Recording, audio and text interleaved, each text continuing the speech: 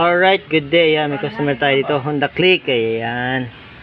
Yung nabaklasan natin, yung kanya mga flyball, bula. Ayan. Okay naman. Tsaka, ang problema nito kasi may dragging. Yung kanyang clutch lining, ayan, manipis na. Ayan, manipis na. Dapat yung kapal nito, ganito. Ganyang kakapal. Pag ganyang kanipis na, may dragging na yan. Siyempre, iinit. Saka yung kanyang kinakabitan ng clutch spring, ayan. Malapit na siyang maputol, ayan.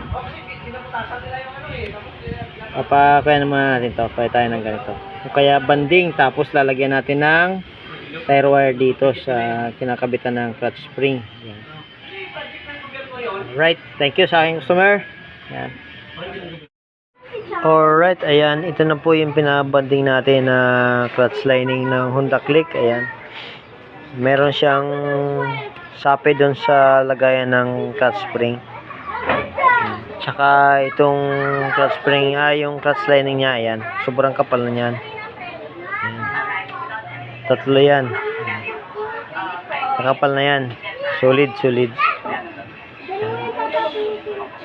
Kaya salamat din sa aking pinagbabandingan sa nagbanding nito. Ayan. Ang ganda ng quality. Ayan. Thank you. Sa aking customer, salamat.